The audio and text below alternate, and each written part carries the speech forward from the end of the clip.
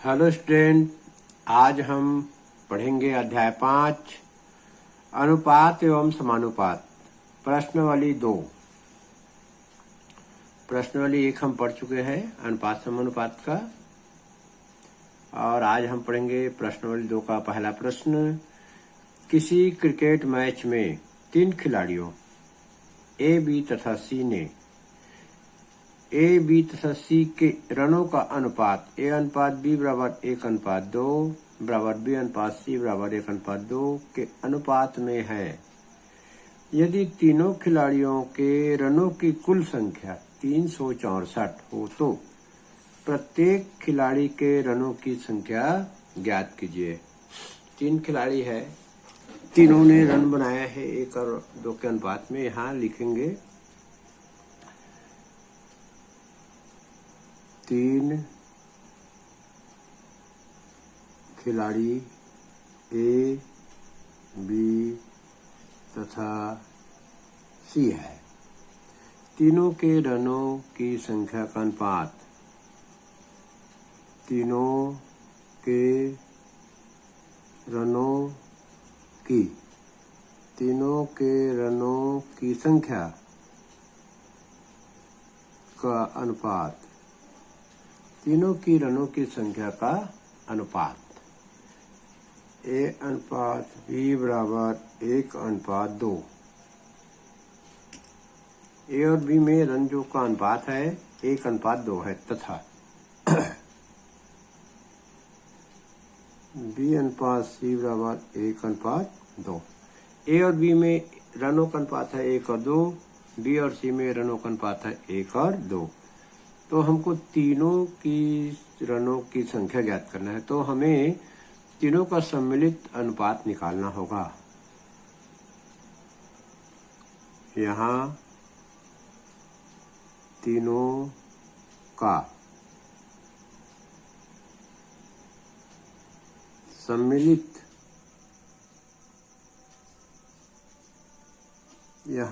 सम्मिलित अनुपात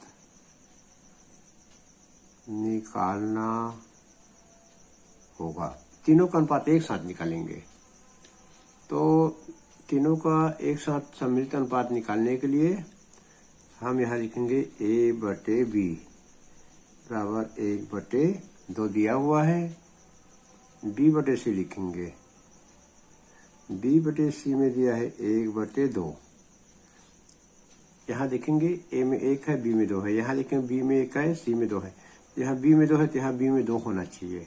तो इसको 2 करेंगे तभी हम तीनों का एक साथ अनुपात निकालेंगे। इसके लिए ऊपर नीचे 2 को गुना कर देंगे। इसमें 2 एकम 2, सी का 2 दूनी 4। अब देखेंगे यहाँ ए 1 है, बी 2 है, यहाँ भी बी 2 है, सी 4 है। तो यहाँ लिख सकते हैं ए अनुपात बी अनुपात सी बराबर 1:2:4। अब लिखेंगे यहाँ हम तीनों का सम्मिलित अनुपात निकालेंगे। ए और बी में 1 और 2 का अनुपात है, बी और सी में भी 1 और 2 का अनुपात है। तो जब हम एक साथ ऐसा निकालना चाहते हैं तो दोनों में देखते हैं क्या कॉमन है। ए बी सी दोनों बी कॉमन है, ये दोनों अनुपात में बी कॉमन है। यहाँ भी बी है, यहाँ भी बी है, तो इधर अनुपात में भी बी बराबर होना चाहिए। जैसे इसमें ए 1 बी 2, यहाँ बी 1 सी 2 है, तो यहाँ के बी को 2 करना पड़ेगा। 2 करना पड़ेगा तो क्या करेंगे, ऊपर नीचे 2 को गुना कर देंगे। 2 एकम 2, 2 दूनी 4। यहाँ हम देखेंगे ए 1 बी 2 सी 4। तो लिखेंगे ए अनुपात बी अनुपात सी बराबर 1:2:4। अब माना ए ने 1:1 है तो लिख देंगे के रन बनाया। इसी प्रकार से माना बी ने 2 के रन बनाया। यहाँ 1 2 4 है, तो यहाँ लिखेंगे ए ने 1 रन बनाया, बी ने 2 के रन बनाया, सी ने 4 के रन बनाया।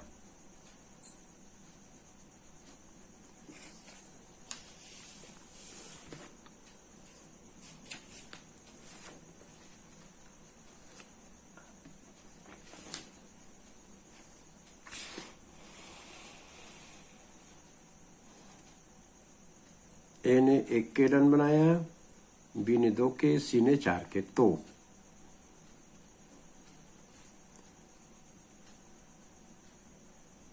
तो प्रश्नानुसार तीनों ने मिलकर 364 रन बनाया है।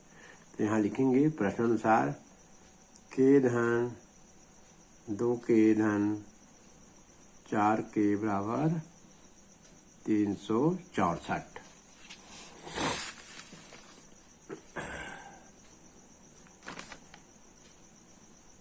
तीनों को जोड़ेंगे, 4 2 6 7 के बराबर 364। तो के का मान 364/7, के बराबर 7 पंचे 35, 7 दूनी 14, के का मान आ गया 52। तो हम बना सकते हैं ए ने रन बनाए, ए ने रन बनाए। कितना रन बनाया? के रन बनाया था, तो के मतलब 52 रन।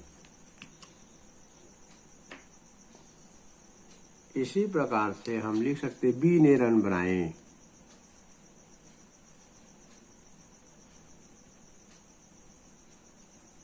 टू के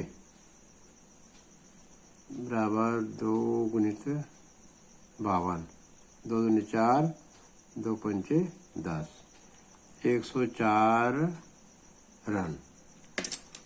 इसी प्रकार हम लिख सकते हैं सी ने रन बनाए,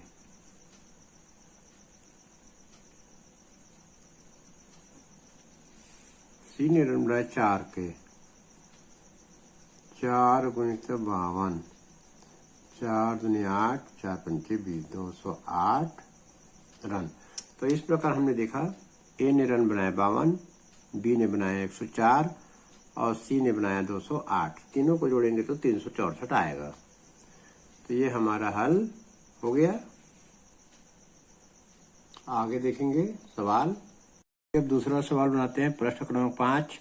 एक थैले में 1 रुपए, 2 रुपए, 5 रुपए के कुछ सिक्के 1:2:5 के अनुपात में है। यदि थैले में कुल 1590 रुपए है तो प्रत्येक प्रकार के सिक्कों की संख्या ज्ञात कीजिए। थैला है, थैला में कुछ सिक्का है, 1 रुपया, 2 रुपया, 5 रुपए। उनकी संख्या ज्ञात करना है कि कितने हैं। सब मिला के 1590 रुपए है। चलिए इसको हल करते हैं। थैले में 1 रुपए, 5 रुपए, 2 रुपए के सिक्कों का अनुपात। थैले में 1 रुपए, 2 रुपए,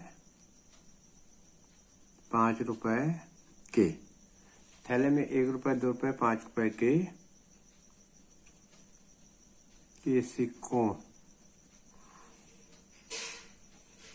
सिक्कों का अनुपात 1:2:5 है। 1 रुपए के सिक्कों की संख्या 1 रुपए के सिक्कों की संख्या बराबर 1 के लिखेंगे, क्योंकि सिक्कों की जो संख्या है अनुपात में है, संख्या में नहीं है, तो उसको सबसे पहले संख्या में बदलना पड़ेगा। 1 रुपए के सिक्कों की संख्या 1 के, 2 रुपए के सिक्के भी है, उनको संख्या में बदलना पड़ेगा। 2 रुपए के सिक्कों की संख्या 2 के। 5 रुपए के सिक्कों की संख्या 5 रुपए के सिक्कों की संख्या बराबर 5 के। तो हमने यहां देखा 1 रुपए के सिक्कों की संख्या 1 के, ₹2 के सिक्कों की संख्या 2 के, ₹5 के सिक्कों की संख्या 5 के। अब ₹1 के सिक्कों की संख्या का कुल कितना होगा मान, तो यहां लिखेंगे थैले में ₹1 के सिक्कों का कुल मान, ₹1 के सिक्कों का मान बराबर ₹1 के कितने सिक्के हैं, 1 के। 1 के को 1 से गुना करेंगे, 1 के रुपए आएगा। इसी प्रकार से हम निकालेंगे ₹2 के सिक्कों का मान।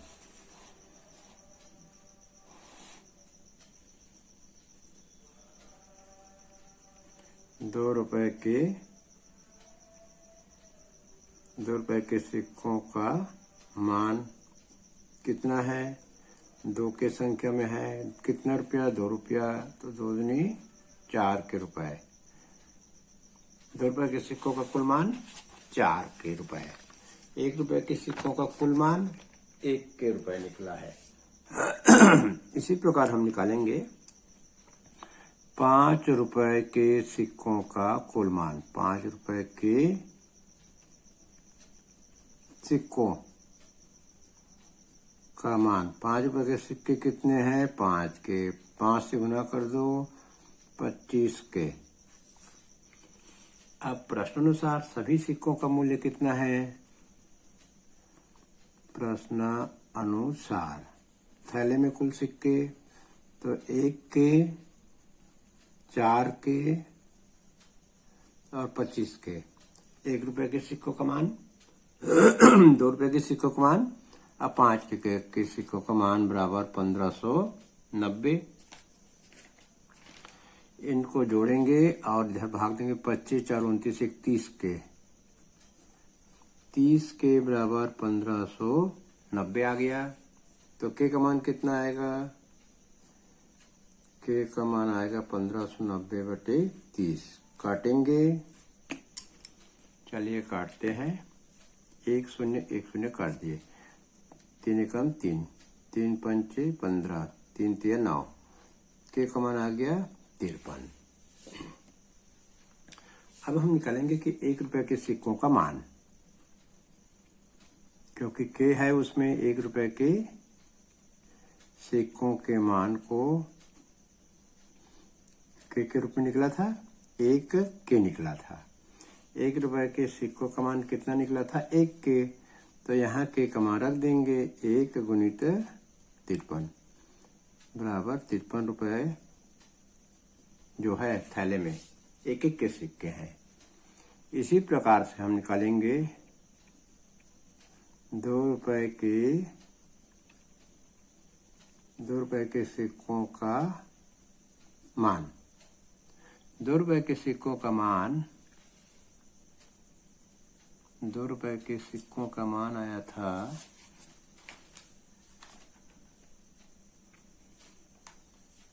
4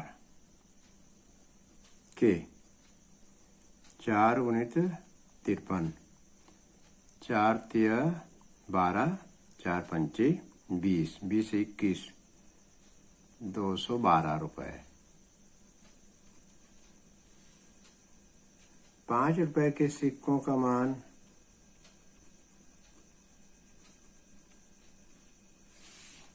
₹5 के सिक्कों का मान, ₹5 के सिक्कों का मान आया था 25 के।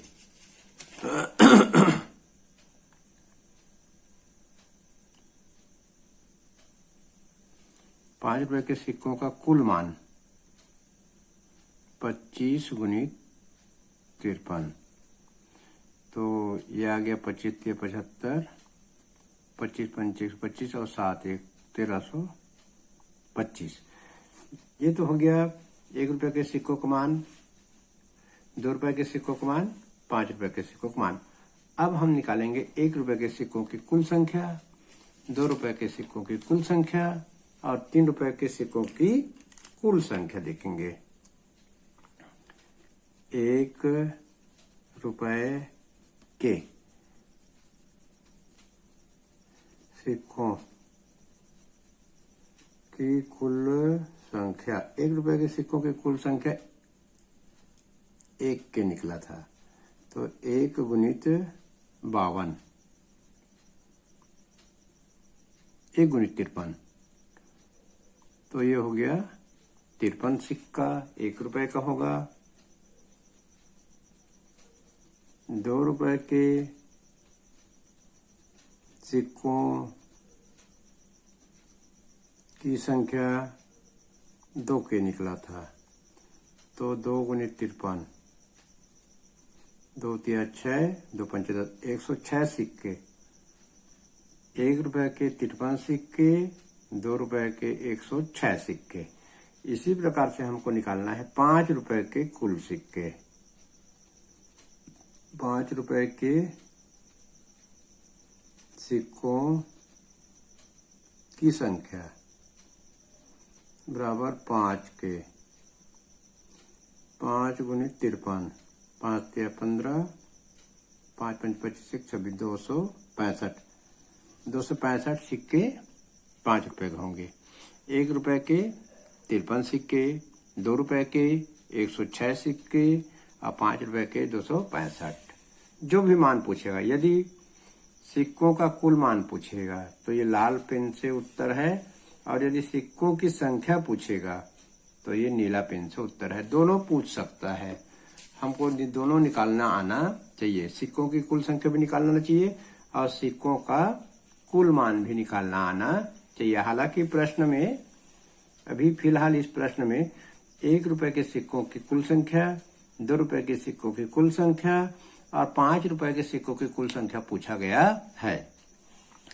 और प्रश्न को मैं एक बार आपको बता देता हूं। एक थैले में 1 रुपए, 2 रुपए, 5 रुपए के सिक्के हैं। 1:2:5 के अनुपात में है, तो थैले में कुल 1590 रुपए है। तो प्रत्येक प्रकार के सिक्कों की संख्या, तो संख्या निकालना है। जब संख्या निकालना रहता है तो ये मान निकालना जरूरी नहीं है। हम यहाँ से के का मान निकालने के बाद डायरेक्ट ये निकाल देंगे संख्या, सिक्कों की संख्या। यदि जब सिक्कों का कुल मान पूछेगा तब इसको निकालेंगे। तो इस प्रश्न में हमको सिक्कों की संख्या दिया, तो ये लाल पेन वाले को आप इस प्रश्न में नहीं बनाना है। ठीक, धन्यवाद। आगे और एक सवाल बचा है, पढ़ते हैं। इस प्रश्नावली का आखिरी प्रश्न, दूध और पानी के 100 लीटर मिश्रण में 10% पानी है। इस मिश्रण में कितना लीटर शुद्ध दूध मिलाया जाए कि नए बने मिश्रण में केवल 5% पानी हो। हल करेंगे। सबसे पहले निकालेंगे मिश्रण में पानी और दूध की मात्रा। मिश्रण में पानी की मात्रा 10% है, तो 100 का 10%, तो इसमें लीटर को में निकालेंगे। 10% को हटा के 1/100 को लिखेंगे, यहाँ काटेंगे। 10 लीटर मिश्रण में पानी की मात्रा 10 लीटर, मिश्रण में दूध की मात्रा, क्योंकि दोनों मिलाकर के 100 लीटर है तो दूध की मात्रा हो जाएगी 90 लीटर। 10 लीटर पानी है और दूध की मात्रा 90 लीटर है। इस मिश्रण में 1 लीटर दूध और मिलाया गया। अभी पता नहीं है कि कितना दूध मिलाया गया। इस मिश्रण में 1 लीटर दूध और मिलाया गया।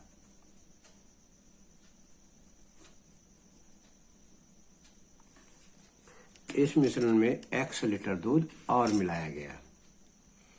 तो नए मिश्रण में दूध की मात्रा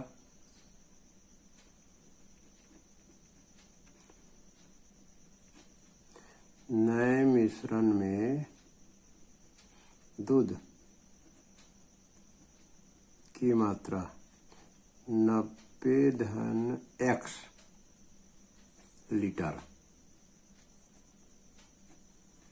नए मिश्रण में दूध की मात्रा हो जाएगी 90 x लीटर। नए मिश्रण में पानी तो वही रहेगा। नए मिश्रण में पानी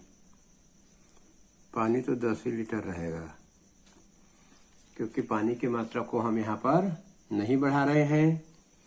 तो अब देखेंगे प्रश्नानुसार क्या लिखा है। प्रश्नानुसार लिखा है नए मिश्रण में 5% पानी व 95% दूध होगा।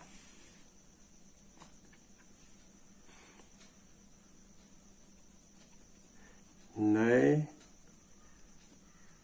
मिश्रण में 5% पानी व 95% दूध होगा। ये प्रश्न में लिखा है, यहां लिख देंगे। प्रश्न अनुसार यहां लिख देंगे।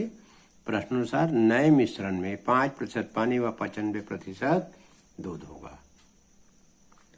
तो पानी और दूध का अनुपात, पानी और दूध का अनुपात, ये नए मिश्रण का है। नए मिश्रण में 5:95 होगा। तो पानी और दूध का अनुपात 10/90 है। यहाँ पर देखते हैं मिलाया, जब हमको मालूम था दूध कितना मिलाया, 1 लीटर मिलाया, तो ये बनता है 10 लीटर और 90 1 लीटर। और यदि हम उसको अनुपात में देखेंगे तो 5 और 95, मात्रा के रूप में देखेंगे तो 10 लीटर है पानी और दूध है 90 1 लीटर। अनुपात के रूप में देखते हैं, नए मिश्रण में 5% पानी है और 95% दूध। ये चारों को हमको बराबर करना पड़ेगा। देखिए, जो नए बने मिश्रण में दूध जो है 90 x है और पानी की मात्रा है 10 लीटर, लेकिन प्रश्न में लिखा है जैसे ही हम पुराने मिश्रण में नए दूध मिला देंगे तो पानी हो जाएगा 5% और दूध होगा 95%। तो ये दोनों बातों को हम एक साथ मिला देते हैं, 5×95 और 10 और 90x को। तो यहाँ हमारा सवाल इस प्रकार से बनेगा, 10/90x बराबर 5/95। अब हमारा प्रश्न आगे बनेगा। तो यहाँ काटेंगे, 5 एकम 5, 5 एकम 5, 5 × 45, तिरे गुना कर देंगे। इधर 90x का गुना 1 से, अब 19 का गुना 10 से, इधर हो जाएगा 90x 100 का गुना करेंगे, मान नहीं बदलेगा, यहाँ 190। ठीक, x का मान निकालना है कि कितना दूध और मिलाया गया है। 90 दाएं पक्ष में आकर ऋण हो जाएगा 90, 190 ऋण 90 100। तो हमें 100 लीटर दूध मिलाना पड़ेगा, तभी जो नए मिश्रण में 5% पानी होगा। यहाँ लिखेंगे कितना दूध और मिलाया जाए कि नए बने मिश्रण में 5% पानी हो। तो लिखेंगे 100 लीटर दूध मिलाना होगा। 100 लीटर दूध मिलाना होगा। तो सवाल तो उतना कठिन नहीं है, अच्छा है, सरल है, पेपर में आने की पूरी संभावना। इसको ध्यान से देखेंगे। आज के लिए बस इतना ही, कल नया वीडियो लेके आएंगे।